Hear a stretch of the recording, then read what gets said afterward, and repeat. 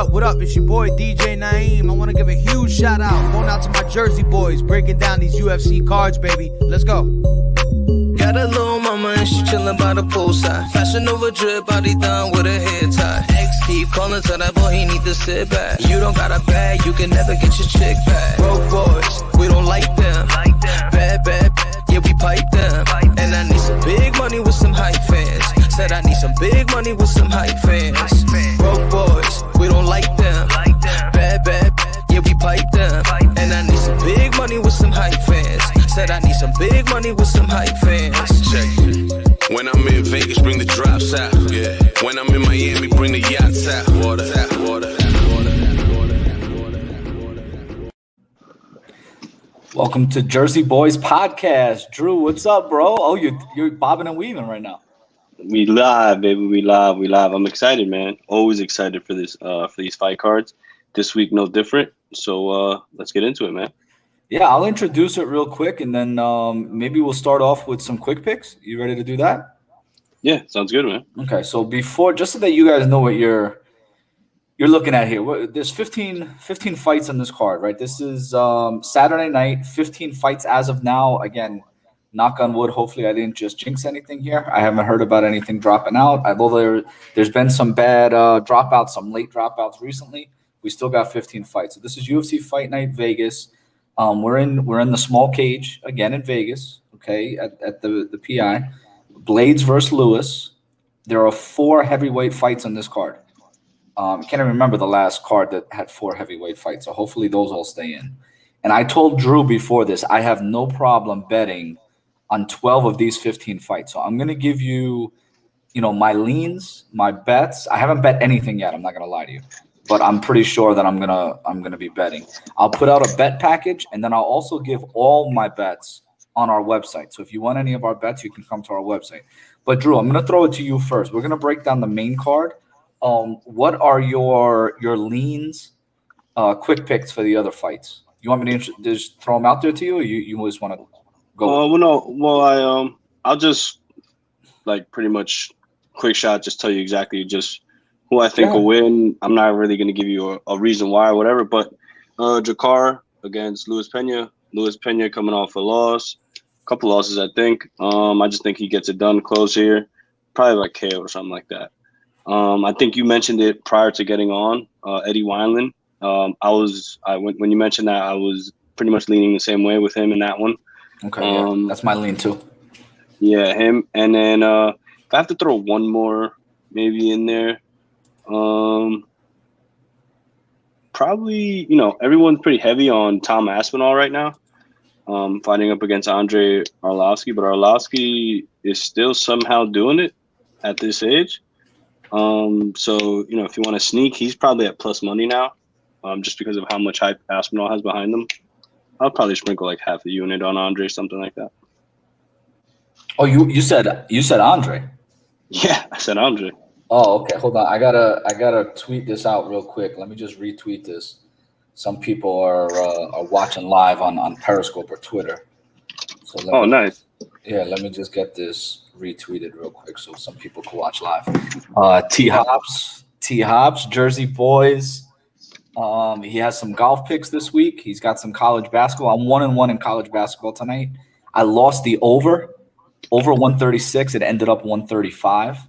In the East Tennessee State game. Can't believe I lost that by 1 point, but my other 2 bets should have won. So I should be 2-1 tonight. I had 2 teasers, plus money teasers. Those 4-point college basketball teasers, you get plus money. Really, really good odds. So I should be 2-1. Hopefully the USC game finishes the way it's supposed to. So let me get into my quick picks, Drew. This is a UFC show. We are MMA gamblers. I actually bet Sergey Spivak. Last time, this is against Jared Vanderaa. Mm-hmm. And I haven't bet it yet. My lean is Spivak. I kind of am second guessing myself just because I'm not really sure about Vanderaa. Spivak usually has a lot of success when he's able to do 2 things: keep it even on the feet, and then get that opportunistic takedown and push people up against the cage. I'm just worried that Vanderaa may be able to get the best in those exchanges against the cage And if he does, I don't know if that bodes well for Spivak. So I'm actually may pull off of that, but I think that's going to be a decision fight, to be honest with you. I don't think that one finishes. I don't know anything. I see the order on Tapology changed a little bit, but I'm going by my printout here. Alves and Sabatini haven't even tape studied that yet. So, hit me up on Twitter if you want any breakdown. I'm going to have to tape study that over the next few days. Draco Rodriguez, hype train. I know I bet him last time. Haven't bet him yet, but I think he beats your boy Zahabi.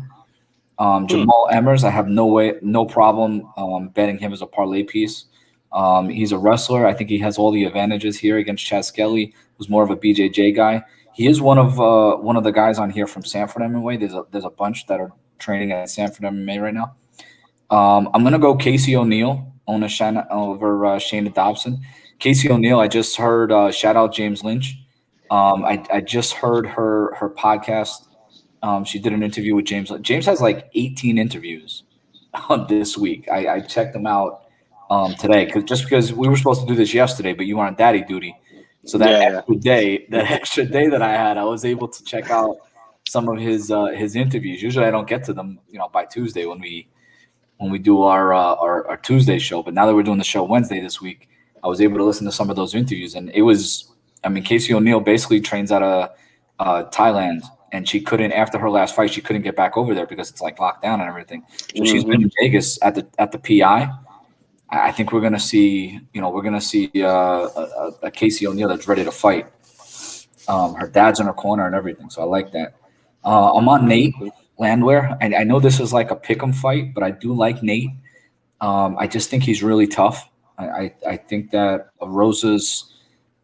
He's going to be able to get the better of him on his feet and really pressure Rosa. I think Rosa needs distance. I don't think Nate's going to give him that distance. I'm leaning Eddie Wineland like you are. A couple more. There's 15 fights here, so if people want quick picks, it's going to take a few minutes. I'm going to go Drakkar Klose. That's my lean in this fight, but I don't like that line. I'm all over my boy Jared Gordan, and I'm pretty sure I'm betting it this week. That'll be one of my bets that I put out this week. Jared Gordan. I'm going to call him a friend of the podcast because he does retweet our stuff on occasion. Good guy. He also, will DM every once in a while. Tried to have him on the show once or twice, and he couldn't get on because he was training. But hopefully we can get him on in the future. Again, listen to his interview with James Lynch. That was a good interview. And then the last one before we get to our main card is Tom Aspinall. So I'm going with Tom Aspinall. I like him a lot. I think I'm going to bet him in this case. BJJ black belt, and did you know that he trains with Tyson Fury? Tyson Fury? No, I didn't know that. Yeah, he trains boxing with Tyson Fury. So I don't think that Arlovski. This is my only concern with this fight. Arlovski has that MMA experience, right? So he knows how to win MMA fights. He's had to reinvent himself. Because of his chin, right? He's been knocked down and finished a few times. So he's been able to reinvent himself, keep distance, give people the vet work, right? Push him up against the cage, win rounds. Aspinall, I think is better. The only issue is I don't know if he has that MMA experience to beat a vet right now. But I have to bet him because I think he's better everywhere. So that's what I'm going to go with that. So those are my quick picks. That's where I'm at. But Drew, you're the expert here. Let's get you talking about Phil Hawes and Nassourdine Imavov. This is basically a pick'em fight. Phil Hawes trains out of Jersey. He's from Jersey. I actually told you right before. I don't think you knew this. I didn't know it too until shout out James Lynch. Listen to the James Lynch interview. Phil Hawes would drive up to Montreal over the weekend. He said it's only like a 5-6 hour ride from Jersey up to Montreal, and would train at TriStar. So he does have that experience. I know you're a big fan of Zahabi and what they do over at TriStar. Drew was a little fanboy when we were in Atlantic City for UFC Atlantic City. I'm going to tell everybody the story. We're in UFC Atlantic City, right? We all went down to the card. I covered it for MMA India. Drew and a bunch of our other friends were down there for the fight in like the second or third row. This maniac is screaming the entire fight, standing on his seat, screaming like a fanboy. Afterwards, we go back to the hotel. Where were we saying? In Caesars, I think, in Atlanta. Yeah. So it's Caesars, and who gets into the elevator with Drew is Zaha, Faraz, baby. right? Was it Faraz, just you and him in the elevator, or there were other people too? It was actually me and Will. I was Will, there, because me and Will had actually just come from outside, I believe. Yeah. And I'm stepping in there, and I'm, that night was, let's just say, a lot of fun. It was a ton of fun. Yeah, so I was having a lot of fun, and I look up, and I'm like, wait, you're Faraz Sahabi. It's just a dude there. He has like a Coke and like a bag of Doritos in his hands. I'm like, you're like a legend, dude. And he's like, oh, bro, I need a picture. And then that was after that night, I think is where this podcast was born. So it's this podcast was born in Atlantic City. We were in the room later that night. And we're like, yo, we should just do a podcast. We come to all these events. We're betting on everything. At the time, it was illegal. Now it's all legal. We need to do a podcast. And so we started doing it. And now we have a whole betting network, and we're just trying to do it Jersey style. So that's 10 minutes of not talking about all fights, just talking fight stories. But Drew, let me introduce this fight for you, and then we'll go from there, because I want to get your take on this. Phil Hawes and Imavov. I think it's Imavov. Nassourdine, I know the first name, but the last name I'm screwing up. Imavov. It's a pick'em, right? It's basically more or less a pick'em. Nassourdine is 24 years old. Hawes is 32. It's taken him a little bit longer to get into the UFC. One of the things he said on James Lynch is that, he's a wrestler, so cutting weight isn't an issue for him. He's fighting at 185, but he said, I have no issue if I had to get down to 170. I think I could get there. I was surprised to hear that. He's going to have a 2-inch reach advantage. He has big power in his hands. And Nassourdine is going to have a 3-inch height advantage. So I guess, conventional wisdom says if he has the power advantage, in my opinion, he should be able to hurt Nassourdine on the feet and get the better of the exchanges. I think the one issue from what we've seen with Phil Hawes is, can he last 15 minutes if it goes there? He's used to getting these quick finishes. So, Drew, what do you think here, my brother? I think you hit it right on the head pretty much with how you ended that statement, how Phil Hawes, with the power and with this division, and even if you look at Nassourdine, Nassourdine doesn't really come off as threatening as Phil does. You look at Phil and his physique, his nickname's freaking Megatron. There's a reason for that. And the reason why in a lot of his fights, if you watch a lot of the tape, he always looks good in the first round. He looks his most powerful. He looks his fastest. His takedowns look good. But a couple things happen that pretty much start to have him waver off. One, if he gets caught anywhere near that chin or whatever it is, even stung or whatever it is, he seems to type of taper off. And every fight that I saw when he was fighting Marquez, and I forget the other one, but he looked good. He was throwing his power. But the second he got caught and, he was thrown into panic mode and he had to try to use his wrestling, it was just all downhill from there for Phil. And I think that's the reason why he's had pretty much a tough go at getting even into the UFC. He had like 3 tries at the Contender Series, finally got in, and then now he's in here trying to prove it that he belongs. Now he's up against Nassourdine, who is by all means a sniper, like his nickname indicates. He's a Russian sniper. They're both going to stand and bang. Don't get me wrong. And this is where I hope Phil, right now, as of today, I don't have any type of lean. I don't have any type of bet just yet. But this is where I feel Phil is going to get in trouble. He's going to come in. He's going to try to use his power, probably overswing, and get caught by Nassourdine. Nassourdine, one thing that he does a lot is, he does tend to get into firefights. But the one who comes out winning in those firefights is him, and it's because he's more precise.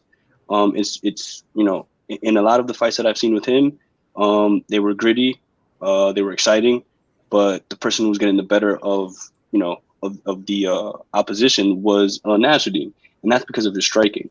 And if you look at his reach, 2 inches isn't really much, especially when you're fighting a guy like Phil who likes to keep it close, because he does have that combination where he throws the jab and then just shoots straight for the single or for the double, which I think Nassourdine can capitalize with, maybe a knee or an elbow or maybe a guillotine. Because if you look at Phil and his record, he does tend to like to find his way into guillotines.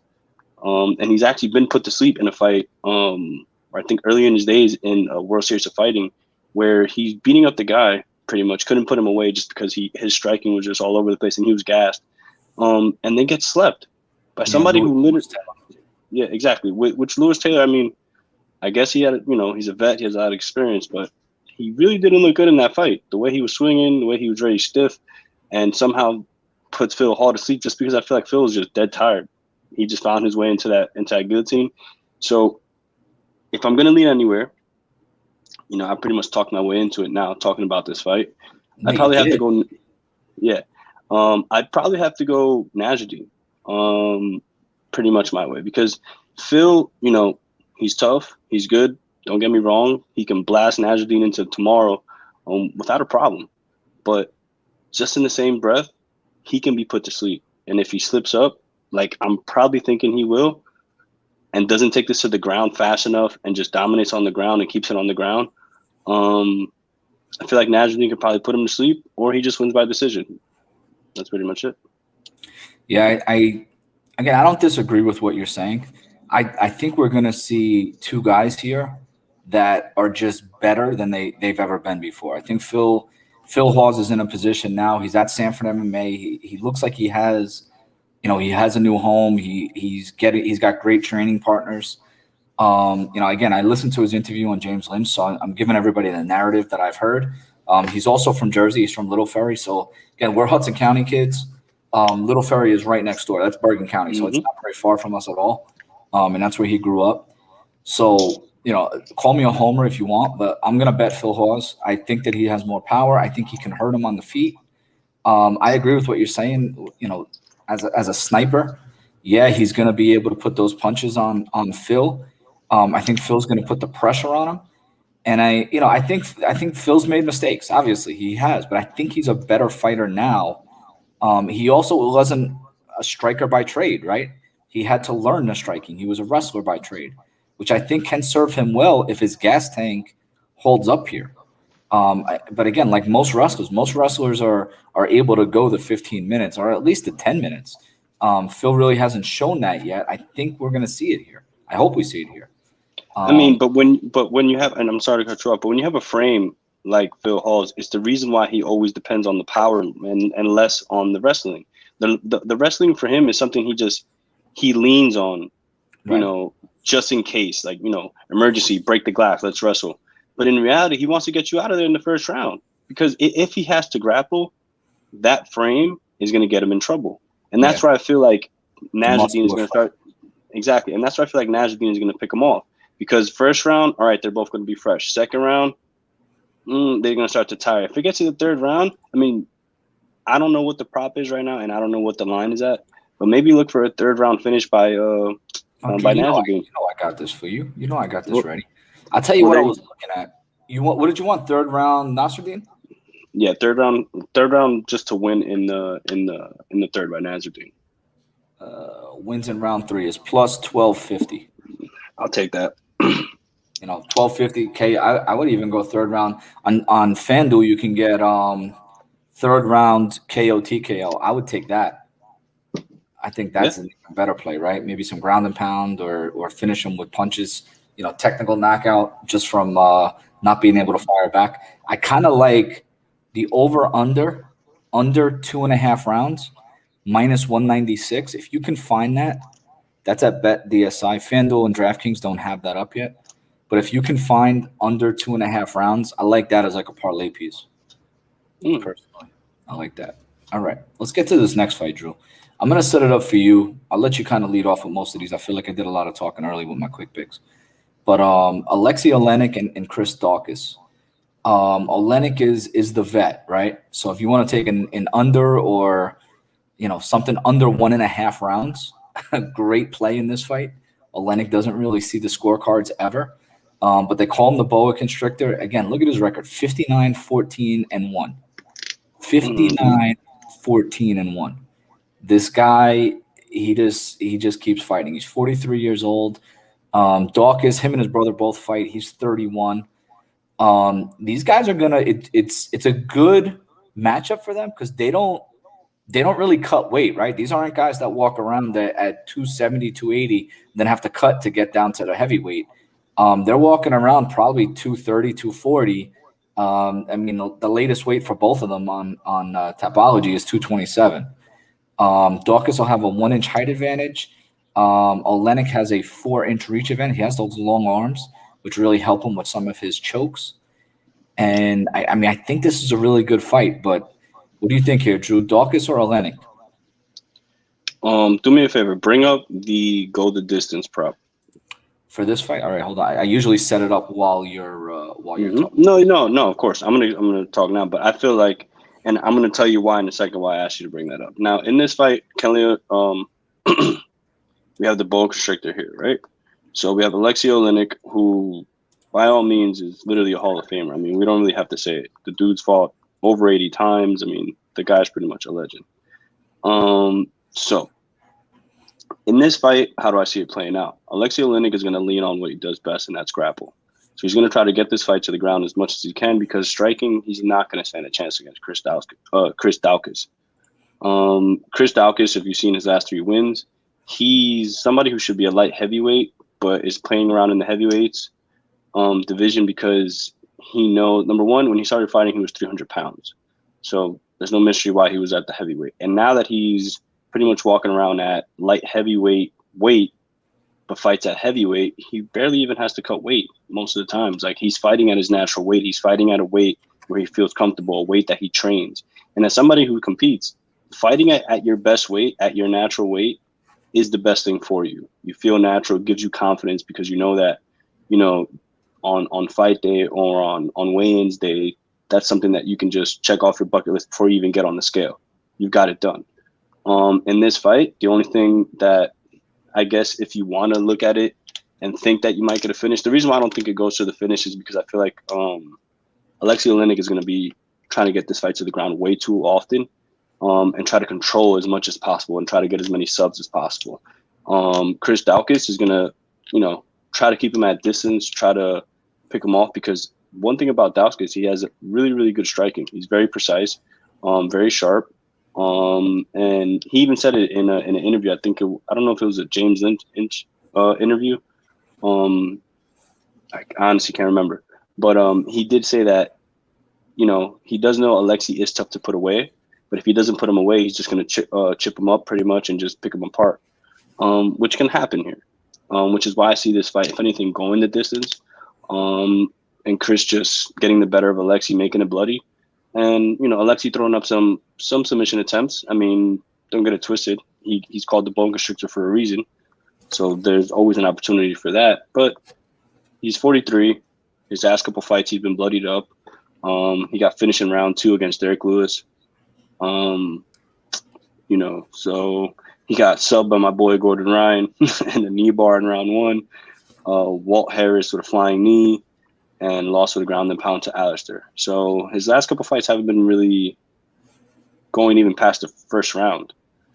That's including the jiu-jitsu match. So, I mean, is age catching up to him? Maybe. So we'll see. I just know Chris Daukaus comes out with the dub. So if you want to make it a quick pick and just add him to a parlay piece, I feel like this is one of those picks that you can just, like, if you were in that league, remember that league we were talking about that you have to pick him every week? This would be my pick this week. Well, I'll tell you what, on the main card, I think 4 of these fights finish for sure. Not even a doubt. I think the Hawes fight finishes. And again, we got a similar narrative here, right? Hawes may gas. Oleinik is going to gas. He's basically 1 round and gas. And then next fight, Darrick Minner is a guy who gasses, right? He's got gas tank issues. He's a 1-round guy. Even Derrick Lewis, you know, I mean, he has gas tank issues also, even though some of his best wins have come late in fights. But yeah, I don't disagree with what you're saying. I actually like Daukaus a lot. I like him by KO, TKO. I think he can get the TKO, kind of knock him down, finish him out of exhaustion, and just, you know, get the finish because the referee stops the fight, not necessarily a 1-punch knockout, although that could happen too. But, you know, Daukaus is a BJJ black belt, and I think that's going to serve him well here in his defense, right? Just to be able to defend. He knows where the danger is. He should be able to defend it and get out. The thing that I think is a little tricky with Oleinik is he's so freaking strong. You know, he's got the reach advantage, so that helps him with his finishes, as you know. the longer your arms are when you're trying to wrap around someone's neck and strangle them. I guess that makes it easier, right? But he's so strong. He's just so strong in the grappling and those clinches. I think Daukaus is going to be able to piece him up. Maybe even a quick elbow, because Oleinik usually comes in like with like some wide like clubbing right hand or something like that to just close the distance and then get his hands on you. Like just step in with an elbow. You may finish him in the first round just by doing that. TKO right there. So I like Daukaus KO TKO. Drew, let me and again, I don't know if you saw that line that I put up there for you when you asked for it. Let me just put it up there again so you can see it. But inside the distance was minus 505. Did you see that one? Mm-hmm. So again, I think fight won't start round 3 is a great parlay piece. Minus 270. If you can find that at your book, again, depending on what book you use, won't start round 3 is a nice parlay piece. And then if you want to say the under 1.5 rounds, I think that hits too. So minus 155, I think is a nice piece there if you want to bet that straight or however you want to bet that. But I think Daukaus finishes him within 1.5 rounds. Ooh, that over 1.5 rounds right there. I like that. Plus 135. Because you think it goes over 1.5? Yeah, I think so. You know why? Because if we're following your narrative and the way that you're saying that Oleinik is going to gas, then he'll gas and he'll get finished in the second round, late in the second round, or maybe even the third. So I think I like that. Plus 135. I tell you what, I think it's going to be. I really do think that Daukaus finishes him in the first round. Hey, if you want to place a wager, sir, this is a wager, sir. Show we can place a wager, a friendly wager. Oh, me and you. Us. Yeah, me and you. Okay. So so we give our viewers a chance to pick sides and see who they think is gonna write. I mean, roll with me, people. As you can see, my name is Jiu-Jitsu Drew. He's a numbers guy. Yeah, you know who the winner is, the champ. All right. So if we're gonna do this heads up thing, I'm gonna go Daukaus KO TKO first round. So what am I wagering that against? What's your call? That I think it goes over 1.5. Okay, that's fine. We can go that. I'll do that straight up. Any other outcomes off the board? Fine. Done. All right.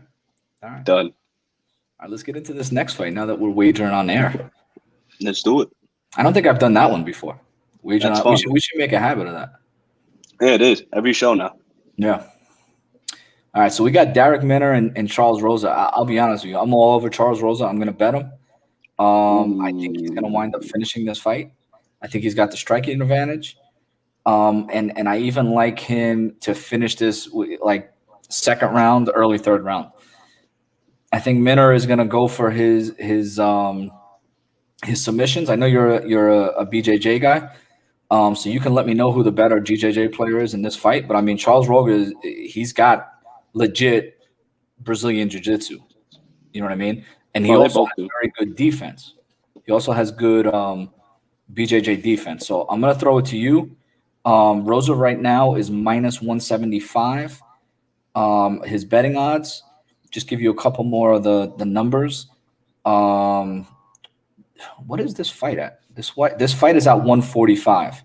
So Rosa actually oftentimes fights at 155. Minner's a natural 145. Rosa's going to be 2 inches taller. Minner actually has a 2-inch reach advantage. So Drew, what do you think here, brother? Now, in this fight, when I first started watching the tape, I was like, "Oh, Charles Rosa, I remember him because of the nickname Boston Strong." Right. Now, he's an amazing jiu-jitsu guy, like one of my favorites, absolute one of my favorites. And the reason so being is because he literally goes out there and just grapples. He tries to finish you. There's and I don't mean finish you with his hands. I mean finish you like the second it hits the ground, you're in an arm bar, you're in something, you're in a triangle, you're pretty much trying to fight off a submission. Darrick Minner, on the other hand, if you look at his history in fights, he has 22 wins by submission. A lot of rear naked chokes, a lot of guillotines, a lot of arm triangles. Now, where I kind of tend to lean in this one is not in the favor of Charles Rosa. And the reason I say that is more so because Darrick Minner here in this fight, I feel like is going to be the stronger guy. Even though he is the smaller guy by height and all that stuff, but he does have the reach. And if they do get into a striking matter, I feel like Darrick Minner is the one with, I guess if you want to say, the bigger frame in a sense. So I feel like he has a little bit more power behind his punches than Rosa does.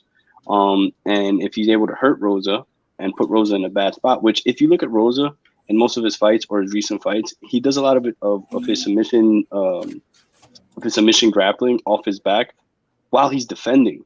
So he's had to use his jiu-jitsu really good. Yeah, he's amazing. But it's more on the defense.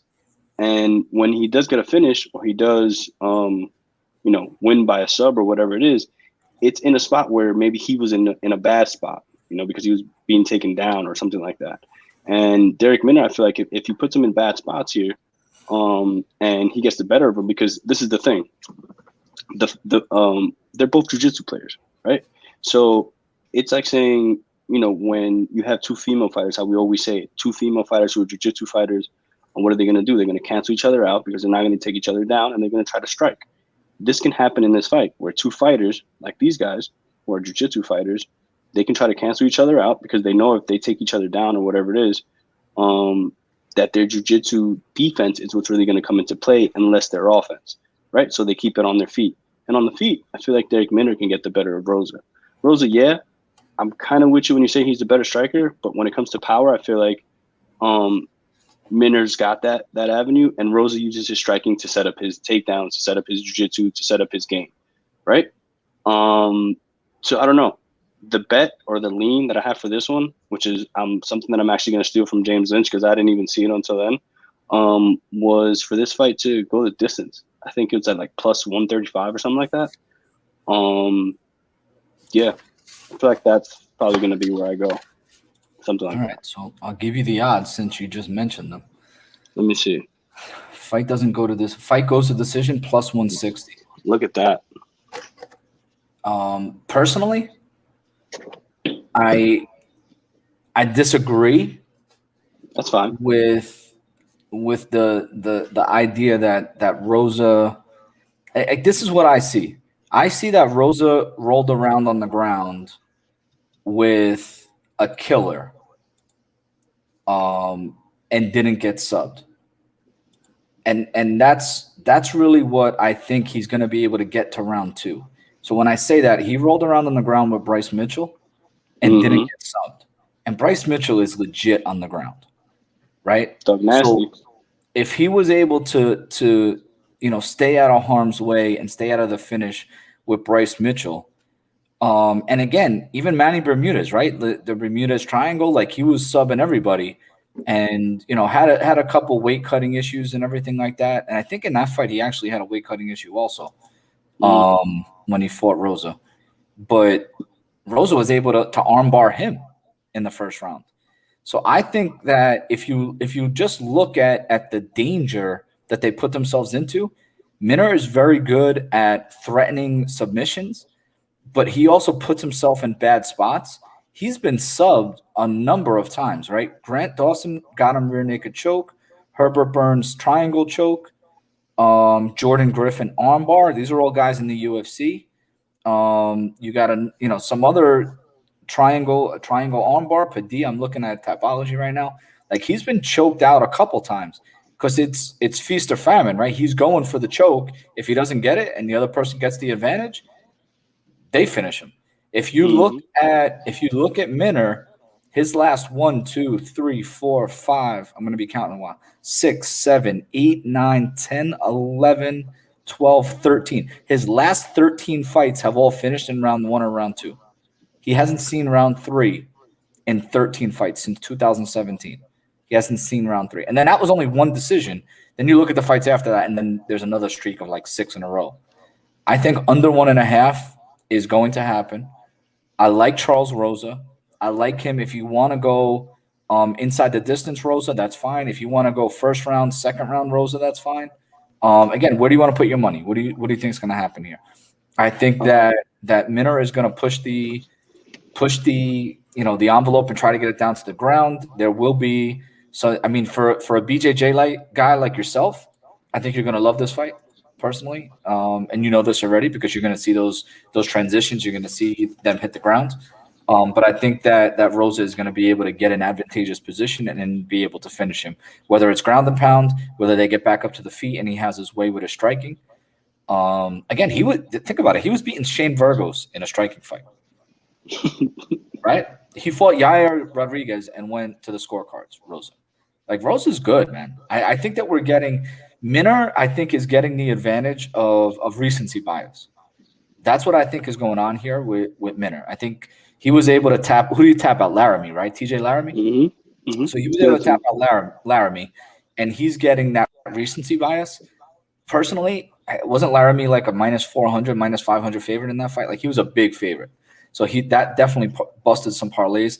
I think Rosa gets the best of him here. I think put your money on Rosa, and we got to go to this next fight.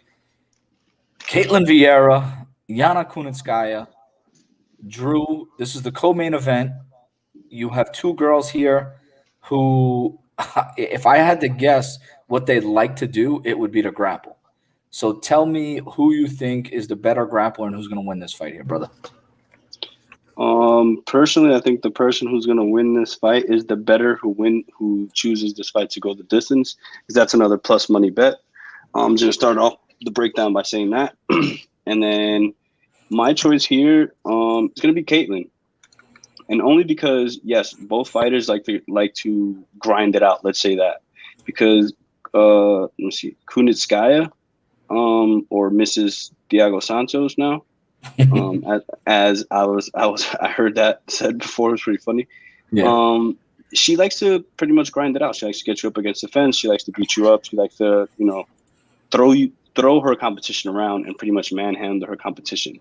Now, the only thing is, and it's something that, again, I heard earlier and I totally agree with, how are you going to have your way with a woman like Ketlen Vieira, who is, pretty much one of the biggest females in her division right now, like stature-wise, body-wise, frame-wise. She's a very big girl, and I mean that with all respect. And she packs a punch. She has power in her hands. And if you look at some of her last fights, like the fight with Sijara Eubanks, which we lost money on, I definitely did. I was backing Sijara there. And what'd she do? She took the fight to the ground, and she just dictated where that fight went, using good control, using ground and pound, and she does have her jiu-jitsu in there too, as well, to throw in there. So in this fight, I feel like if anyone has paths to victory, it's Ketlen. She could get it to the ground, because she's not going to get manhandled by Kunitskaya. Kunitskaya, 31, 68 inch reach advantage. Ketlen, 68 inches as well. She's 5'8". Kunitskaya, I believe, is 5'6". So the bigger fighter here is Ketlen, pretty much everywhere, besides the reach. And that's where it's going to matter, because when you have a fight like this where two ladies, they don't really outclass each other with their striking, it's more with the grappling, right? And in this sense, how are you going to out muscle or manhandle someone who's bigger than you? You're not, and you're not going to do that to Ketlen. So if anything, I see this fight going the distance. I don't see maybe you might get a sub here, but then again, because they're both good at jiu-jitsu, and they're both good at grappling, I see them canceling each other out, just like I mentioned in the last fight. So I see this fight probably going the distance as well, and Ketlen getting the decision win, which is another plus money bet. And shout out to James Lynch, because I saw those bets after he mentioned them, and that's where I'm putting my money. Yeah, I think fight goes to decision is minus 275. Ketlen Vieira is minus 265. So if you think it's Wait. Put Ketlen to win by decision, not Ketlen just to win outright. Ketlen to win by decision. Okay, I got you. Hold on, let me look at that real quick. Let me get that line for everybody. Ketlen to win by decision. Vieira wins by decision. Where is it there? Minus 120. That's not 20. There it is.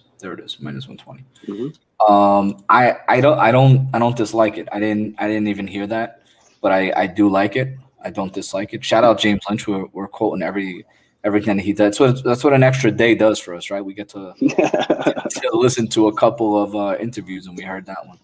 I didn't even hear him say that one though. I didn't see an interview with these two. I wasn't able to watch that. But I don't disagree with what you're saying. I think it's going to go to decision. So I do agree with you and James. I think that there's going to be a lot of grappling. I think that Yana may have some success on the feet if in the grappling, not on the feet striking. I mean on the feet grappling, because I think Ketlen has more power on the feet. So although I don't think that they're going to strike much, I think if Ketlen connects, that she's going to do more damage on the feet with her strikes. And again, that's how a fight's supposed to be scored, right, with the damage. So I think there'll be more damage. I think Yana can have success if she's able to push Ketlen up against the cage and use her knees. She's pretty good with those knees in the clinch and roughing people up if she has that advantage. But again, I doubt that she's going to have the weight advantage and the strength advantage. I think that advantage is going to go to Ketlen here, right? Like you just said. And then again, when it gets to the ground, I think Ketlen is going to be the one that's gets on top. I think Yana's going to get taken down at some point because of the lack of strength. When she gets taken down and Ketlen's on top, I think she's going to have that advantage. So, yeah, Yana may be able to hang in there, which is what Drew's saying with the decision, just by threatening a couple things off her back. But I don't think she's going to be able to get the finish. I believe Ketlen is a black belt also. And again, she's 11-1? Ketlen, her only loss was to Aldana, and that was because she tried to strike with her, and Aldana caught her in round 1. So, I think go ahead, Drew. I'm sorry. No, it's all good. I'm sorry. I was just looking up an interesting fact. So if you want to look at in the last 20 fights, right? Yana and Ketlen combined, they have a total of 21 minutes and 15 seconds of fight time. Yana with 10 minutes and Ketlen with 11. So, I mean, these girls pretty much go to the cards more often than not, which is why I'm leaning towards a decision. And if I have to pick anybody to win, it's going to be Ketlen, just because, like I mentioned earlier, Ketlen's the one that's going to be the bigger girl on the ground. And that's where I feel like it's going to matter here in this fight. It's going to be the strength on the ground, because it's not going to be the striking. Yeah, Yana can get you up against the fence, hit you with good knees, elbows, and be effective that way. But when you have somebody who can take a punch, who's durable, and we've seen it in her past fights, Ketlen's just going to get it to the ground and just make it a grind out fight and win on the cards once again. That's just how I feel. No, I definitely agree with you. I don't disagree with anything that you're saying there. So let's get to our main event, Drew. I'm going to throw it to you because more than picking a winner here, I think we need to pick a way to bet this, because I think there's going to be a lot of people. I mean, there's one of two ways to bet this, right? You can bet Derrick Lewis by KO TKO, or you can find a way to take advantage of Curtis Blaydes in this fight. So how do we do that? This is, again, the 4th heavyweight fight on this card. I'll just set it up for you real quick so that you can get right into your breakdown. But you have the main event here. Curtis Blaydes is 14-2. His only 2 losses is to Francis Ngannou. Derrick Lewis is 24-7. He has a bunch of losses. Again, there's another narrative here. If anyone wants to play Narrative Street, we know what's going down in Texas right now in Houston. Derrick Lewis is from Houston.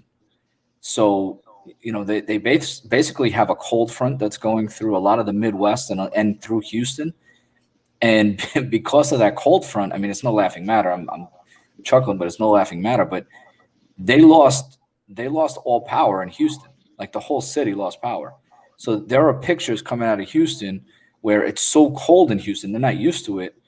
Like, you have pipes that are just bursting and water damage all over the place in some of these complexes that people are living in and stuff like that. So, there's definitely a concern. I don't know how Derrick's family lives. I believe, it says he's fighting out of Houston. He always talks about being from Texas and Houston. I don't know if he's from the burbs at some point or if he has a generator at his house. I would assume he does at this point. But, maybe some of his family members are from Houston, and, there's genuine concern for the people of Houston right now. So hopefully they're getting power back. But that's another narrative, too, that Derrick Lewis may be dealing with. I just think this fight sets up for Curtis Blaydes. He's lost 2 fights from messing around on the feet with guys that their only path to victory, Francis Ngannou, is to knock you out. Especially after Stipe was able to put Francis on his back for most of that fight. I don't think Curtis is going to want to mess around with the one way Derrick Lewis can win this fight, and that's by staying on the feet and striking with him.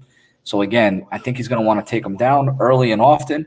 And I think, Curtis is going to get the finish here. It's just a matter of when. When is he going to be able to work those elbows, work some ground and pound. He doesn't want to risk Derrick getting back up. Once he gets that one takedown, he wants to keep him on his back because that's where he's dangerous if he gets back up. So when exactly does he go in for that finish? Is it round 2, 3, 4? So what do you think here, Drew? That was my setup for you, brother. So I'm going to piggyback a little bit off you just with the last couple things you said. I feel like if you're going to pick anywhere to kind of like sprinkles a little bit of money here, to have a little fun while watching this fight, is to probably look for Curtis Blaydes to get the finish in either 3, 4, or 5. Why? Because I feel like Derrick Lewis, the only thing that he's been really preparing for a lot is his wrestling, obviously. I mean, he'd be dumb at least not to work a takedown defense. But it's his cardio. You know what I'm saying? When he first started to win and started to get noticed, you can kind of tell he was pretty much leaning off literal just his will and the power that he has in his hands, because he was gassing in pretty much all of his fights, winning off the skin of his teeth. And, when he said his balls was hot, it's because he was probably in really bad shape, but just winning fights. You know what I'm saying? Was that fight? That was McGregor Habib. Yeah, exactly. So here, I feel like you might see the best Derrick Lewis you probably have ever seen. And I don't mean that by striking. I mean that because we all know he can strike. I mean that by physically. You might see the best physically fit Derrick Lewis we have ever seen at the age of 36, which is probably his prime in his fighting, because if you followed his fight career, he started off pretty much unhealthy, on the unhealthy side. And then, got his limelight, got his shine. Now he's pretty much like a household name. You know about Derrick Lewis. If you don't know, you can just say, hey, the guy who said his balls is hot, and then you'd laugh and know exactly what I'm talking about. Yep. So he's pretty much like a celebrity now. And then you have Curtis Blaydes, who if you saw, I think it was a post going around Instagram today, and it was a quick statement about how he feels about the fight. He's in this to get the dub. He's not in this to strike. He's not in this to make it a show for the people. Yeah, if it's flashy and, there's a couple hard punches, whatever, so be it. It's a fight, but he's in here to stick to the game plan. And if anybody knows Curtis Blaydes and what he's going to do, he's going to take you to the ground and he's going to make your life miserable and just ground and pound you with elbows, hit you really hard, and use his wrestling. Every time you think you're about to get up, mat return. Every time you think you're about to escape a takedown, he'll chain wrestle and keep making you defend.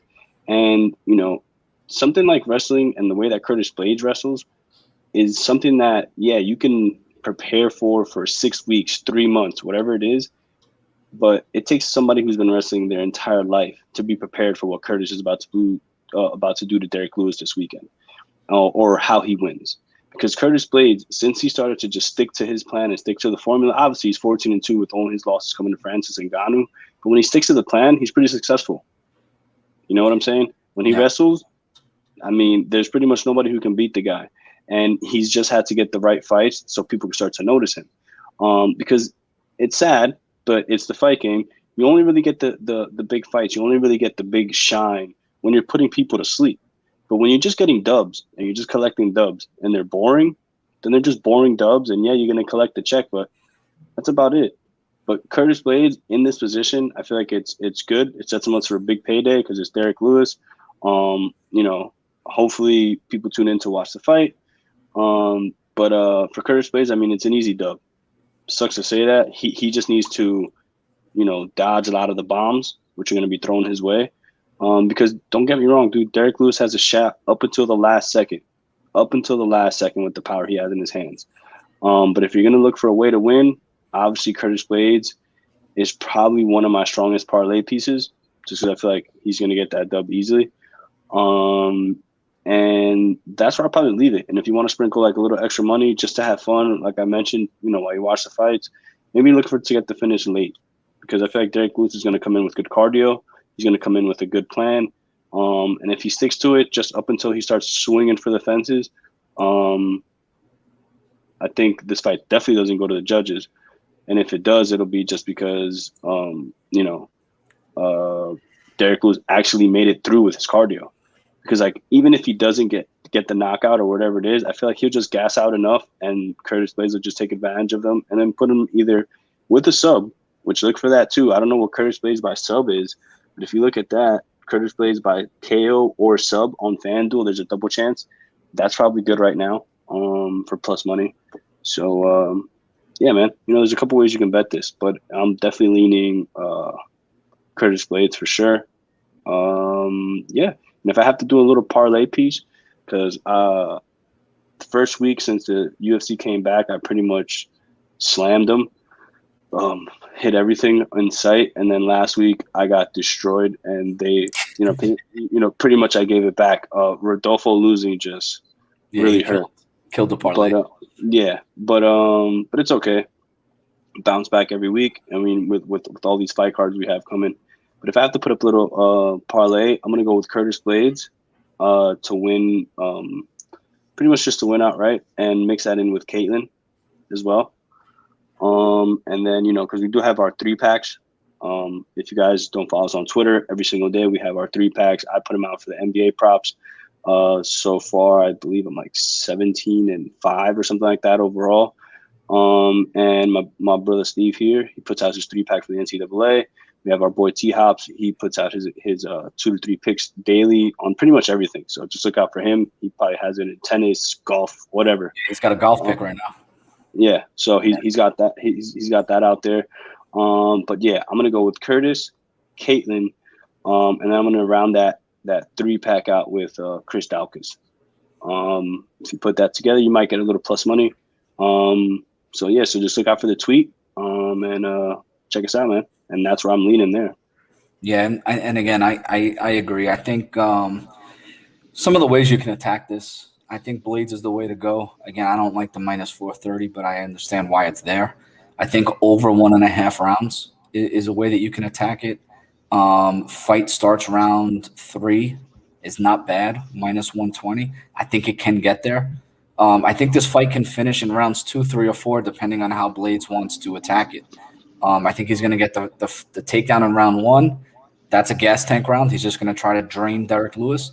Round 2, I think it's going to be a gas tank round 2. So I think he's going to be draining Lewis and starting to put some ground and pound on him. By round 3 and 4, if he gets that takedown, I think he's going to be going for finishes at that point. I think he's got to drain that gas tank first. But yeah, everything's up there. Drew did a great job of letting everybody know what we have to provide and what we will be providing in the future. We're also building. We're trying to get a little bit bigger. We got some more people that are going to contribute to the site, all Jersey guys, all local Jersey guys. So we're in there. And then, Drew, just tell everybody about I wore the hat. Drew designed the hat, Jersey MMA. For anyone who doesn't realize what that little red thing there is, that is New Jersey. That's the state of New Jersey there. All right. And we will be at the Next Ring Combat event in Atlantic City, whenever that is. Hopefully we get an event soon. But what do you got on the site, bro? Right now you got like 7 or 8 different Jersey MMA pieces to the collection. Yeah. So pretty much right now, you can tune into artegentil.com. Artegentil is actually a website that I created outside of Jersey Boys. Check it out. Got some cool shirts, hats, even socks or cell phone case, whatever you want. But for the Jersey MMA side, we already have some hats, some jackets. I'm also coming out with some iPhone cases, some hats, some masks. Since we have to wear a mask everywhere now, you can rep Jersey MMA. If you're from Jersey, proudly.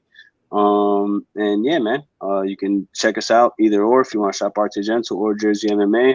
And again, like I mentioned earlier, check us out on Twitter every day for our NBA 3-pack, NCAA 3-pack, our UFC 3-pack soon to come every weekend now. So look out for those. And can't wait, man. Another fight, another week. I told Drew over the last 2 days we got to get the Jersey gambling. That we're going to get a little collection with Jersey gambling, and we're going to get the parlay collection because, again, he is Captain Parlay. So we got to get that parlay collection. All right, brother, let me take us out of here. It was good to see you again. Fights this weekend. We got 15 fights. Let's just pray that they all stay on this card, bro.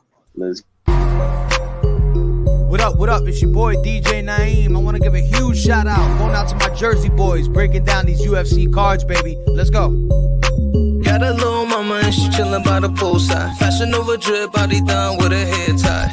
keep calling, tell that boy he need to sit back. You don't got a bag, you can never get your chick back. Broke boys, we don't like them. Bad, bad, yeah, we pipe.